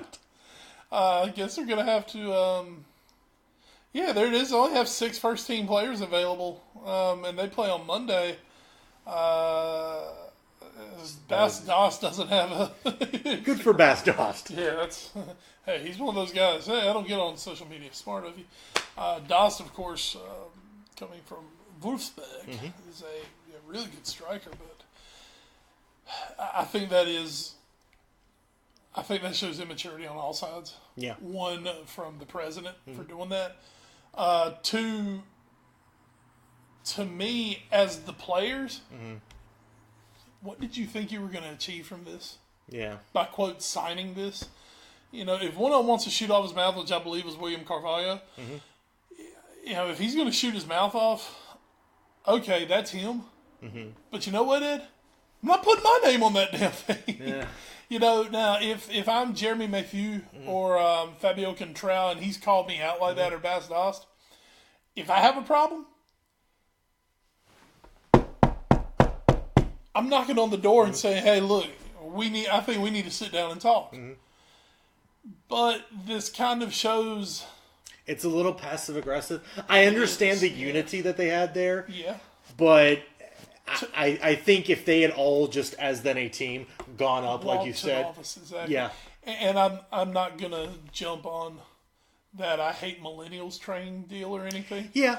But I do think that part of it is this is kind of the society that we've gone to now where, you know, no one wants a real confrontation with anyone anymore. So if someone has a problem, put on Facebook. Put on Instagram. Instead of going up to somebody, hey, look, have we got a problem? Because nobody wants to be the bad guy who went up to somebody and said, oh, we got a problem, we need to talk about this problem. And it has really come back to burn these guys in the ass now because instead of doing what they should have done, now once again the president, I'm not giving him a pass. No. Because he's the same way. This is something you handle in-house. If he wants to say, hey, I did not like the effort today, I thought we were soft, but I'm not naming guys' names. You know, and if I'm the president, if I've got that big a deal, hey, tomorrow morning, you're all in my office, we're talking. Or I'll beat you in the locker room, we're talking. And you blow their ass out, and if they got something to say, let them say it. But to play this out in public... I mean, let's talk about the person who brings everything in public, Mourinho. Mourinho ain't doing that shit. Yeah. Where's Mourinho call you out? Mourinho will call you out on TV. He'll call you out where you can see his face while he does it. You know what he's saying to you. And then he'll look at you and say, come talk to me about it. You know, that's... And we think that's a little overboard when he does it, when he blasts his players on TV. To do it through social media... Yeah. I mean, you know who does this stuff, Ed? Who's that? 17-year-olds who are breaking up in high school and, you know, want to talk shit without having to talk to somebody's face. They put it on social media. You know, somebody's getting divorced and can't handle it, so they put it on social media. This is... I'm not going to say the word I was about to say. It's not politically correct anymore. This is stupid and ridiculous and childish on everybody's part, all around. Yeah, there are no winners here. There are literally 0 winners. Except the team that's probably playing them and their 6 first-team players on Monday. Good job, Atletico. You did it. So we're gonna wrap up. Perfect time for this story. Perfect time. I don't know that this is official yet, and I know I'm loath to talk about it, but it just seems so right to talk about it now. Pep Guardiola to become world's best paid manager. Not you, Nick Saban. After landing new $20 million a year. That just made me think, Saban does have like a clause in his contract that when someone becomes the highest paid football coach, he gets like $1 more. Didn't say what football coach. Exactly. I think we should send this down to we should call Nick. Say, look, dude, you want some real money? Yeah. We're gonna help you out. What's the conversion rate? What's the conversion rate on that? Oh God, I can Google it real quick. All right, you do that. You talk. So yeah, Pep is his contract was set to end after next season. It will now go through at least 2020. So that's good, and he will be paid £20 million a year. Great. The 47-year-old, according to the Mirror, that's where this is coming from, and his family are settled in Manchester, and he wants to build on winning the title in record time. He hasn't done it yet. With a squad that is still some years from reaching its peak. What's that conversion rate, Wes? This guy's getting paid like a damn NFL quarterback. It's $28 million a year to manage. Oh my Lord! $28 $28 million US dollars for Pep. Oh boy! Pep. I'm sure Josie will have something to say about this. Yeah, that he needs a Nick Saban clause in his contract. I just want to be paid €1 more than Pep. €1 more than Pep. That's it. My thoughts on this. To me, now when it comes to paying people, you know how I am. We've talked about this before. Yeah. You're worth what somebody's willing to pay you. Yeah, that's true. That's how I think. Everybody bitches about pro athletes' salaries. Well, you know what? Somebody's willing to pay it to them. You know why? Because apparently they're making them enough money that they can pay them that. Exactly. So I'm all for get your money. Mm-hmm. I'm 100% behind get your money. I'm a capitalist. Get your money. Would he have kept managing your team for less than £20 million a year? Maybe. Probably. That said, this could also be something where, this is old, I think, because I see. Oh, it says 2018. Yeah. I figured I'd heard. Where was he? Oh God, he was. There he is. He was making $15 million a year. Yeah. So these are people, I guess, still in the books too. Yeah. Oh, him and Maria were both making $15 million a year. So yeah, they're 15. I just pulled up salaries. Conte's 6.5. Arsenal's making 8. Kloppo's making 7. Good value. That's how we do it. Pochettino £3.5 million. God, look, Benitez is making $4.5 million. He's making Big Sam. Wow. Oh, that's when he was managing Sunderland. Ronald Koeman was making $6 million. Wow. Yeah. Sean Dyche is making $420,000. I think he's in line for a very nice. So that means somebody thinks Pep is, let me do the math, a little over 40 times better than Sean Dyche? Is he? He's. You know what? I'm not going to say he's not, okay. But for me, Sean Dyche. When is this? Hold on, I don't know what they're doing. Anyway, for me, here's the difference in Sean Dyche and Pep Guardiola. Sure. A real quick difference. Mm-hmm. Pep Guardiola's entire defense costs more than Sean Dyche has ever spent in transfer. That's very true. Oh man, let's look at it. Okay, these are slightly different numbers, but not too much. Okay, and when you go into that pounds a week, you kind of look at Guardiola and Josie both making around $250,000 grand a week. Mm-hmm. Now that's upper Premier League player money. Mm-hmm. So you're saying that they're worth as much as who's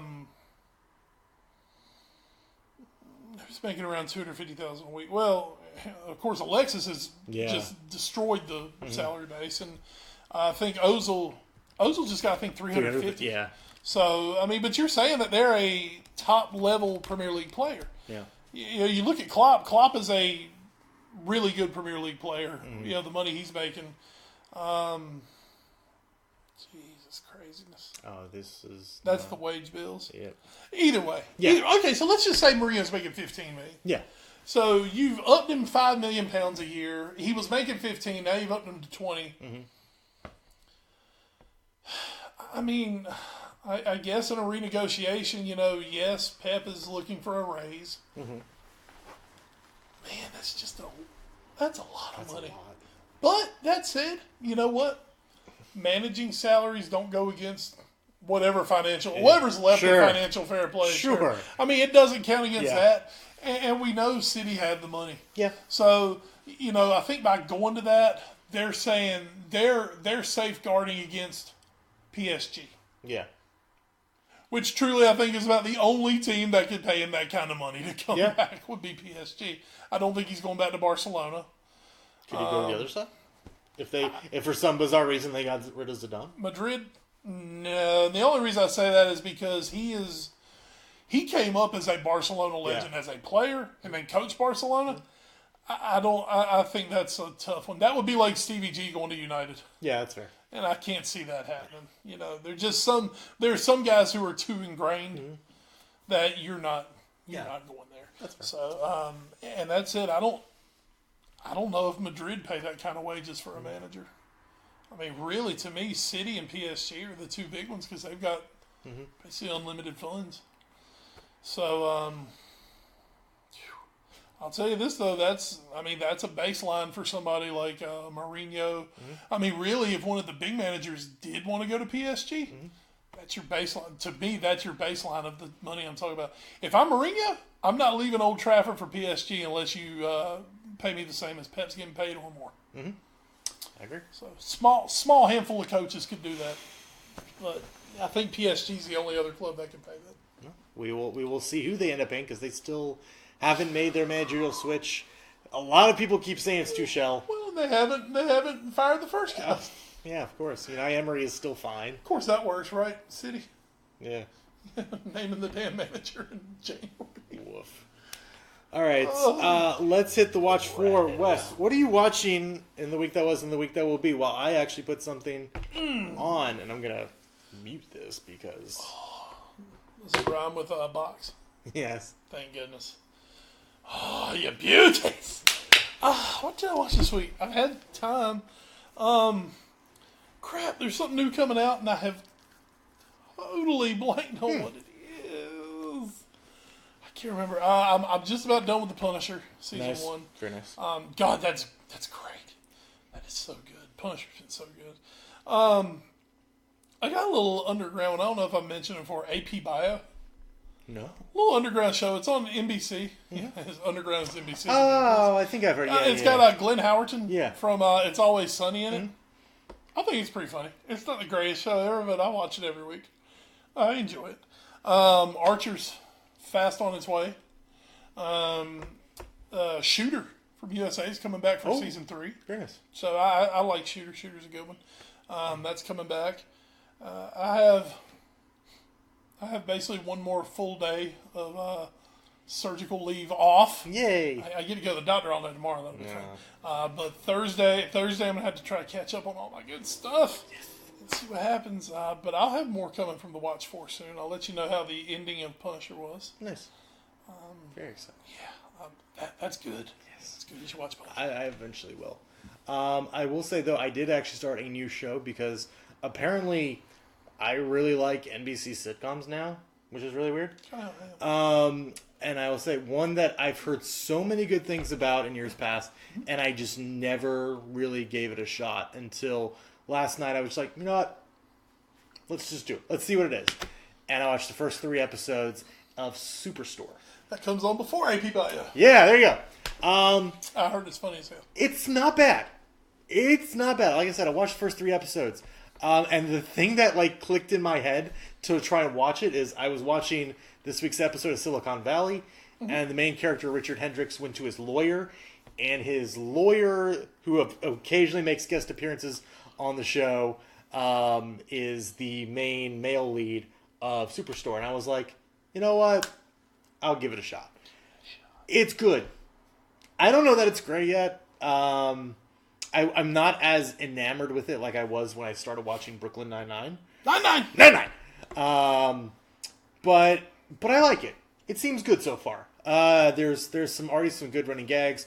Mark McKinney, and I believe his first role since he was anonymous on Saturday Night Live after being on The Kids in the Hall.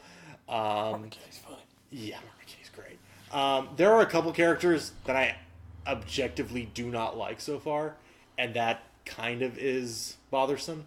But, we'll see. We'll see what happens. So I'm looking forward to see how that progresses. They're midway through, I guess, season 3, so not as much as I had to catch up on for Brooklyn Nine-Nine. Right. So we'll see how that goes and how that goes going forward. But speaking of going forward, oh no! I have heard. It's time. Here we go. I've heard that there was one episode of Superstore where a big natural disaster happened. Ooh. And sometimes I have heard that natural disasters are caused by the moon.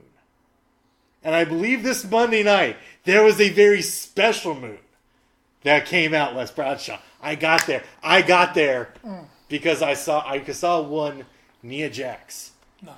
Nia Jax. Good job. Thank you. Edit that. Why? Welcome one Ember Moon from NXT to WWE Raw.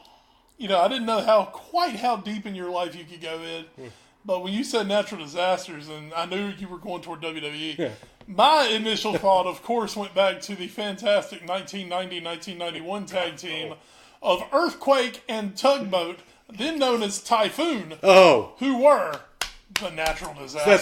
So that's not Donna's hairdresser. That is a different Typhoon. Yes, it's a different type. I will show you a pic as I begin this week. So Raw. Fantastic. I mean, what can we say, man? It was WrestleMania. And with WrestleMania comes Raw. After WrestleMania comes everything in between. So, folks, what I'm going to do, I'm just going to kind of have to hit the... I'm going to have to hit the big stuff, okay? Okay. Because if not, I could probably do an entire pod on its own. Natural disasters. Oh, boy. Yeah, they were husky. I like that. Yeah, whatever that is. Whatever that is. Oh, that's the Richter scale. Sure it is. We might use this as one of our pictures this week. Sure it is. Earthquake and Typhoon. They were husky gentlemen. Okay, I'm going to start off. We're going to go back to Saturday night because the takeover New Orleans was fantastic. Highlight of me, the curtain jerk match was for the newly minted North American Championship. So for the first time ever, that was up for grabs, and it was in a ladder match, a 5-man ladder match. And Ed Green is someone who, of course, enjoys the non-WWE indie scene. Yes. The guys coming up from the AAA, the Ring of Honor, the TNA, that kind of stuff. We're sitting on Adam Cole, who is... I've told you a little bit about... You know some of Adam Cole love. Baby! You know some of Adam Cole love. And when Adam Cole debuts on the main roster, I have a new favorite wrestler. We're just putting it... I love Adam Cole. Adam Cole, EC3, Ethan Carter III. The two big guys. Killian Dane. I think Alexander Wolf, who are two big guys, around 300-pounders, who... Yeah, they're fine. They're powerhouses. They're fine. Your favorite NXT wrestler, not named Brennan Williams, the Velveteen Dream, and making his debut, which was my first mark-out moment of the night. I'm going to say it, motherfucking Ricochet. If you have never seen Ricochet, I mean, any high flyer, any guy who flips or does crazy shit, Ricochet does it better. Ricochet's the shit. And they put Ricochet into a ladder match. Oh my God. It was a nutterific moment. Big time match. May have truly been the best match of the weekend of all the shows. Now, I haven't seen Ring of Honor's big show that they had, which I heard they had a magnificent ladder match with the Young Bucks in it. Matt, check that out. But what I saw at NXT, that was so good. Ends up, Adam Cole goes up, gets the title to win it. But if you can say what you want about wrestling, call it fake. I don't really give a shit. It's predetermined. There you go. They know how to fall. We'll give them that. But how these guys didn't end up in the hospital? I mean, because folks, ladders and being 15 feet in the air. It's rough. It's rough. You can't fake being 15 feet in the air. You know? It's not like you're falling into a foam pit here. I mean, these guys were going through chairs and ladders and just absolutely insane. End of the night, Adam Cole lifts the title, and I was very happy. Camera, it was a great match. Imagine. Title match was Cien Almas and Aleister Black. Aleister Black's kind of become the guy that everyone wants to get behind in NXT. A very brooding, dark character. With last name Black. Well, yeah, and he's British. Ah. So, and he kind of looks like a little alt, a little bit. It just looks like a scary dude. And then he's got an MMA background, so he can do a lot of that shit. So, really scary guy. Cien Almas has just been magnificent as the NXT champion. He's really come around the last year. They had a fantastic match. Aleister Black ends up winning the NXT title.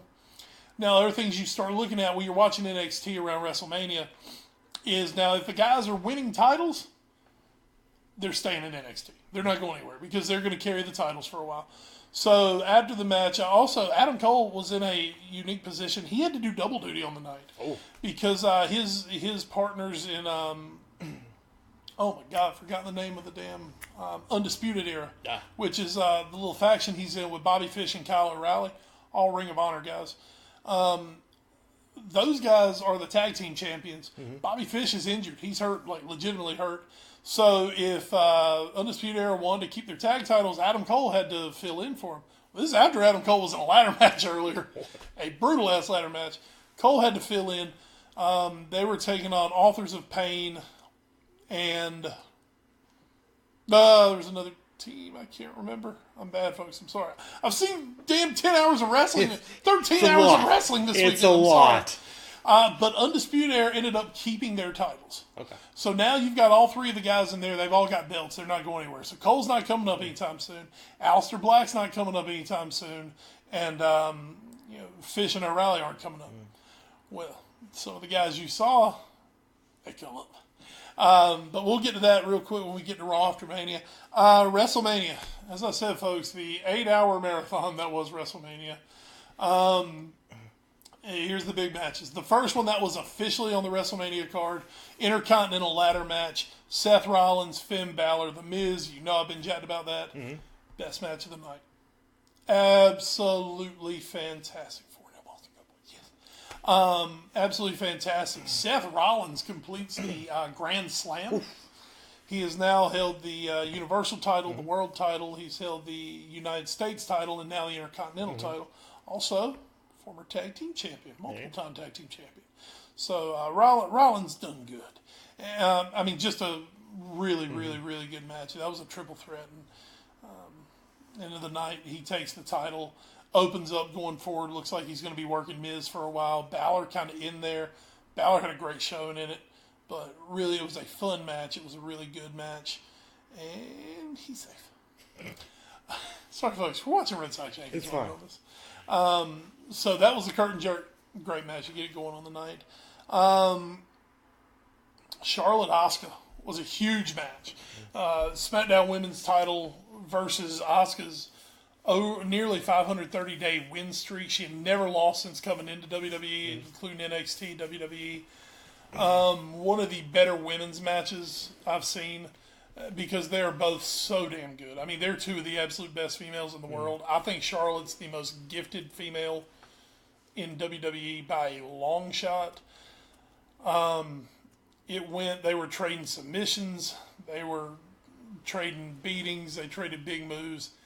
Fantastic match, men or women. Charlotte gets her with the figure 8. Asuka taps out for her first ever loss in WWE.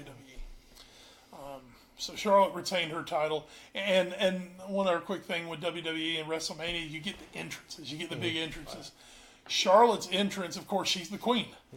From the Queen City of Charlotte. She's Charlotte. And she's, of course, the daughter of the legend, the Nature Boy. Lights went black. Ric Flair's music started playing. Now, if you don't think that had me getting the feels and marking out, because as you know, I'm a diehard. This is Nature Boy country right here. We live in Ric Flair country, Ed. We actually do. This is North Carolina. We are Ric Flair people to the bone. When they started playing the Ric Flair music, and then a single light came down, it was a golden light on her. She was sitting on a throne with armed Roman guards around her. And she stands up. She's the queen. It's a gorgeous robe. So a great entrance from Charlotte, and she keeps her title. One that came earlier in the show than I was expecting. I thought this was going to be near the back end, but they were probably smart to put it at the front end. We got the mixed tag match, Triple H and Stephanie McMahon taking on Ronda Rousey and Kurt Angle. Of course, this was a big one for maybe the outside people who aren't big wrestling fans because, hey, you got Ronda Rousey fighting. I thought they did a really good job. They teased Rousey getting that armbar so many times, and then finally she got the armbar. You think Stephanie's going to tap out? Triple H breaks it up, and then kind of the moment of the night that everyone was talking about from that match, she put Triple H on her back and dropped him. Triple H is a legit 270-pound. Yeah, he's a large man, muscular, 6'5". Trust me, I met Triple H face to face. We look eye to eye. 6'5", 270 pounds. I mean, the guy is a freaking specimen beast of a man. And she put him up on her back. Ronda Rousey probably weighs 125, 130 maybe. And she did a slam on him and actually put him in the armbar, which Stephanie broke up. They went back and forth. Of course, Triple H and Stephanie were just, brutal. It was a brutal match, especially with women involved. And then finally, Ronda Rousey was able to get the armbar on Stephanie McMahon. Stephanie tapped out. Rousey Angle win, and that was a cool moment, just because we know in real life how devastating Ronda Rousey's armbar is because that's made her a world champion many times. And you were nervous. You were nervous about Ronda Rousey. I was. I wasn't convinced she could come in and do the wrestling part, but I thought she did a really good job. Now a lot of it too was covered up by the fact that you had Kurt Angle and Triple H, two of the all-time greats. Right. You had them working a lot of the match because a lot of it was Stephanie trying to stay away from Ronda. But when Ronda got in, she did what she was supposed to. She didn't try to do too much. She wasn't up there trying to do moonsaults and elbow. She wasn't trying to do other than what she could do. She could strike, she could kick, she could slam, and she could armbar you. Stephanie McMahon, I say The Miz is the best bad guy in the business. Stephanie McMahon might be the greatest heat seeker in wrestling, though, because no one likes Stephanie McMahon. But it's not that you truly hate her. You understand that you hate her character. Right. Because she's this spoiled, rich little brat who makes the rules up as she goes just to keep herself and her husband in power. And you can almost get away with legitimately forgetting it's a show and hating Stephanie McMahon. But in real life, she's like one of the nicest people you ever meet, does charities for kids all the time, and great person in real life. But she's such a heat seeker. And when she finally gets her, they do a good job that they don't let Stephanie get her ass kicked in build-ups. Yeah.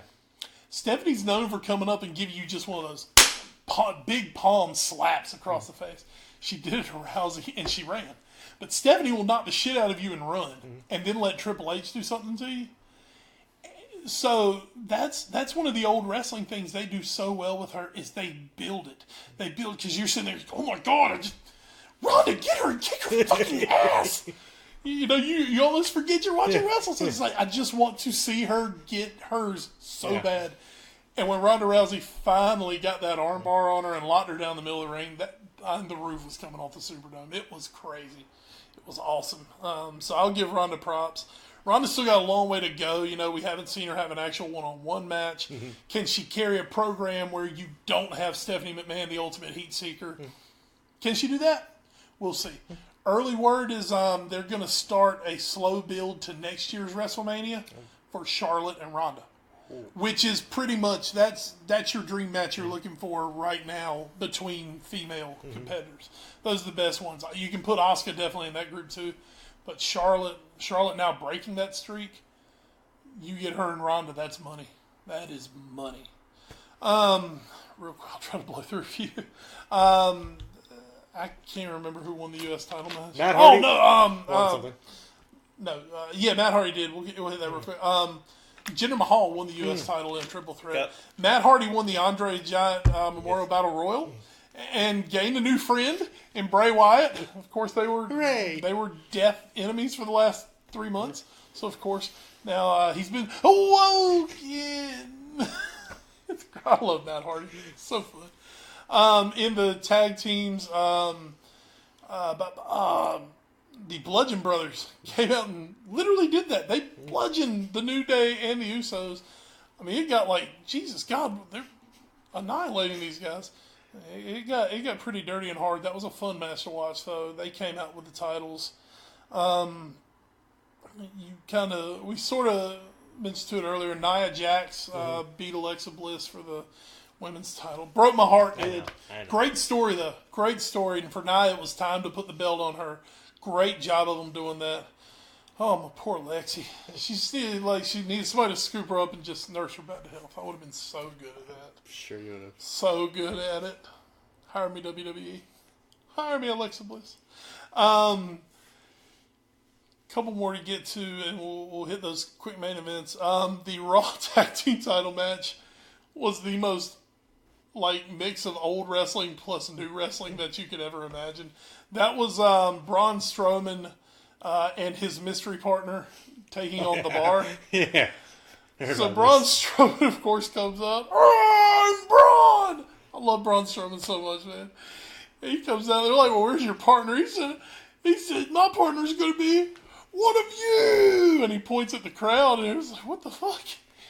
And he then proceeds to walk out into the crowd, walk halfway around the stadium, and then just, I guess, they say randomly, I'm sure this kid was planted. He's, I actually heard he is the son or nephew of one of the, more famous referees. Okay, this totally makes sense. Yeah.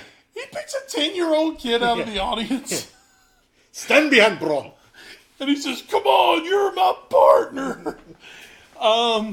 Braun is here. So he goes out, he puts Braun puts the kid on the apron, 10-year-old kid, puts him on the apron, and proceeds to have a match. Well, Braun, of course, is badass enough. He can mostly take on two guys, and he does for most of it. But it does get to one point where Braun's just got to have a break, and he crawls over and he tags in the kid. And the place goes absolutely berserk because he's tagged in a 10-year-old. The kid gets to the ring, the kid's just looking like, and the kid looks terrified. And Cesaro's standing there like, what do I do? And Cesaro starts moving toward the kid turns around real quick, tags in Braun. Braun comes in, annihilates Cesaro, annihilates Sheamus, powerbomb Cesaro, 1, 2, 3, Braun, and the kid win the title. Well, then they get a microphone after everybody's just going crazy. They get a microphone. Braun says, what's your name? The kid goes, my name's Nicholas. Like, well, Nicholas, we're the champs. Like that. So for the rest of the night and into Raw the next night, it was your tag team champions, Braun Strowman and Nicholas. Oh, it was so weird. It was so bad. But the only thing that saves it is the fact that it's Braun Strowman, and everybody loves Braun Strowman. Oh, You've got to see this. I mean, you've got to see this guy, and you've got to just hear him talk and do shit. He is so great. I'm telling you, if it was 1988, this guy would, him and Hulk Hogan would be like the most epic showdown of all time in '88. But it's 2018. It's 30 years later, and they're doing it. But whatever, it's great. Okay, now the two big ones. I'm telling you, folks, it takes as long to talk about as it is today. The first one they did was they did Styles Nakamura. I thought it was a really good match. At that point, the crowd was they were getting tired. Mm. You could verbally tell, you could see how they were at, and they were starting to get tired. And I don't think that match is getting the due it was worth. That was a very good match. It's not the best Styles Nakamura match I've seen. Mm-hmm. It's not Wrestle Kingdom from a few years ago. It's not a few other ones they've had. But I thought, and unfortunately it was at WrestleMania, but I thought it was a good first match. Mm-hmm. And this is a rivalry that's going to keep going now. Because in the post-match, Styles ends up winning, hits him with a Styles Clash. Styles wins. Well, these are two baby faces. Mm-hmm. So, and, they've teamed, they talk about how much they respect each other. So after the match, you're getting that, yeah, good job, guys. Good job, guys. And Nakamura goes up to shake AJ's hand and takes the belt, gets down on one knee and holds it up to AJ. And when AJ takes the belt and raises his hand, everybody's happy. Nakamura hits him in the dick. Oh, good old dick punch. Good old dick punch, which I was sitting there going, is he going to hit him? Is he going to hit him? Is he going to he's going to hit him. He hit him. Ah! So, I got to go home and see SmackDown tonight because I think it's already started by now. But, I got to go home and see it because are we getting a full-blown Nakamura heel turn here? Which interest me greatly if we get a full-blown Nakamura heel turn. We need a Nakamura heel turn. I think that's big. But hit him in the dick, which obviously means this ain't over. Yeah. So we're going to see more Nakamura and Styles, and I think it's going to get better. But I like the match. I thought it was a good match. All right. Now, to finally finish off WrestleMania, because I've still got to talk about Raw. Roman Reigns, Brock Lesnar. Everyone was exhausted. They were pissed. No one wanted to see Reigns. There is a backlash against Lesnar now because he only shows up every 3 or 4 months. There had been talk during the week, like real life, that, because Lesnar's contract was up at the end of the month.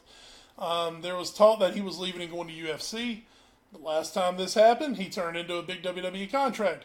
Guess what? He turned into a big WWE contract again, as it was announced on Sunday he had re-signed with WWE. With the stipulation, he will have at least one UFC fight. So that'll be interesting to see. Okay. So going to this match, once again, you're hitting 8 hours. You got exhausted people.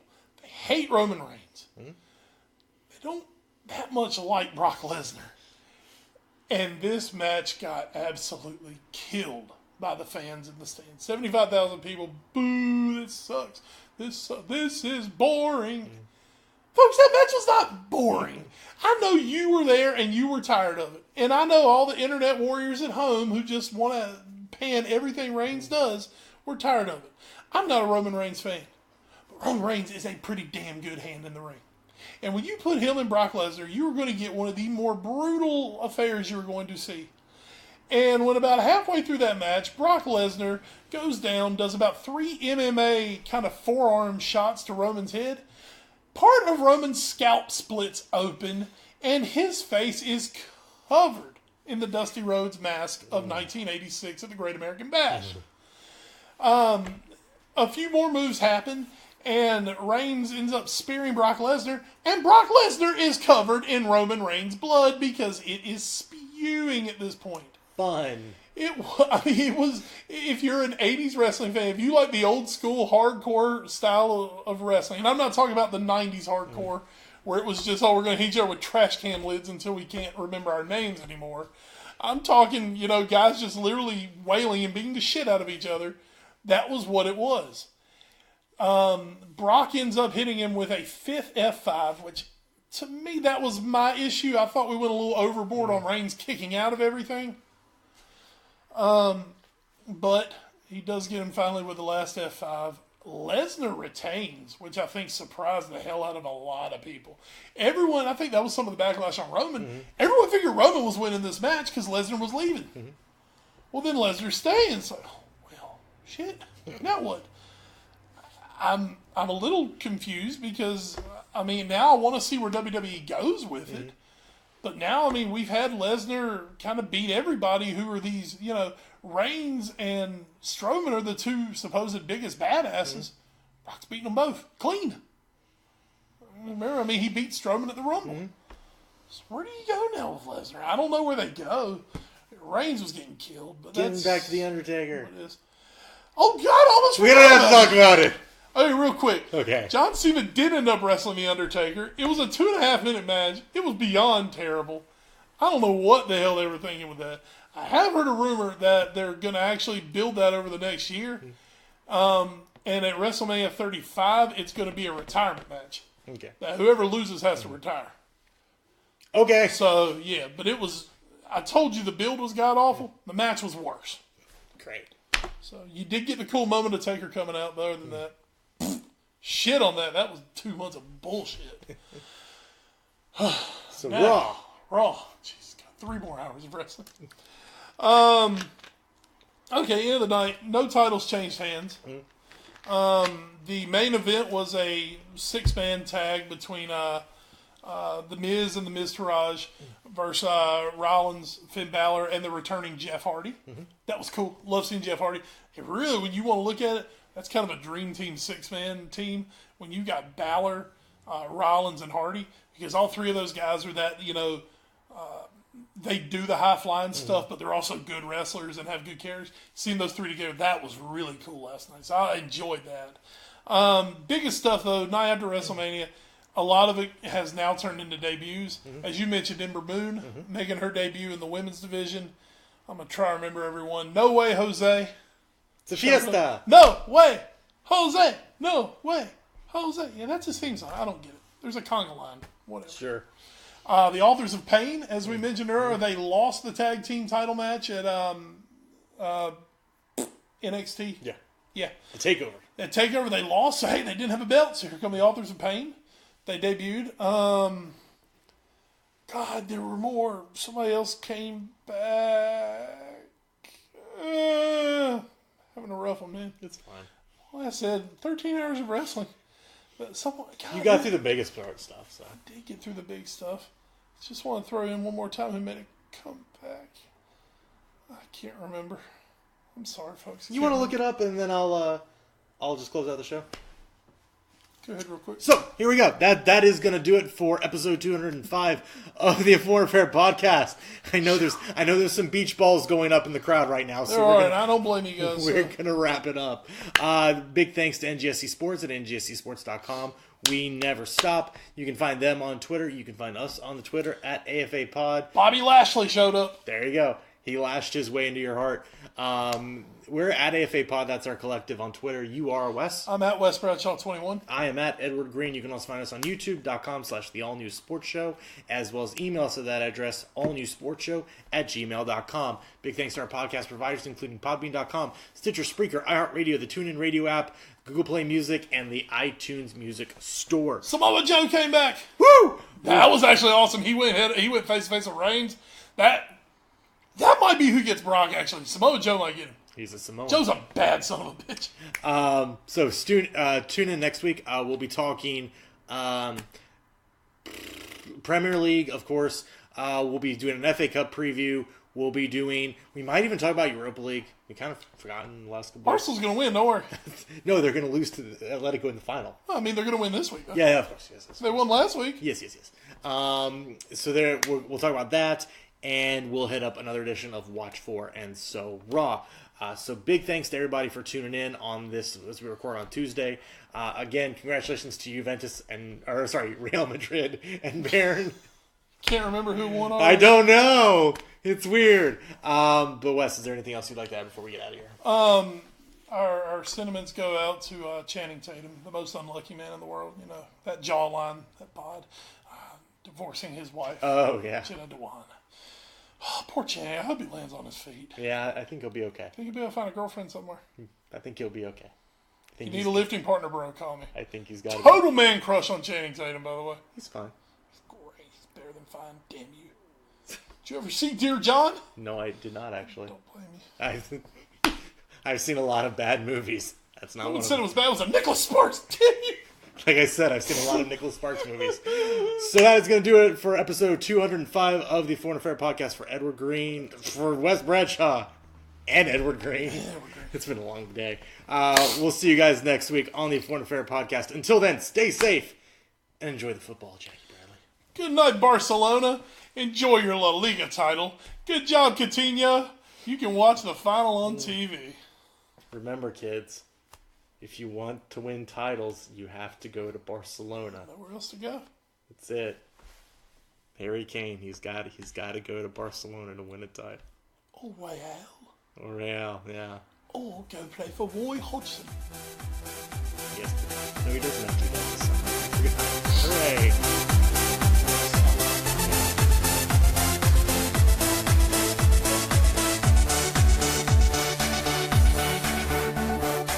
You're listening to NGSC Sports Radio. Hear us live on NGSCsports.com, where you can get awesome analysis for all things sport. Or check out our podcasts on iHeartRadio, Spreaker, iTunes, TuneIn, and much more. For our latest videos, head to NGSC Sports YouTube channel. Follow us on Twitter at NGSC Sports and like us on Facebook. NGSC Sports. We never stop.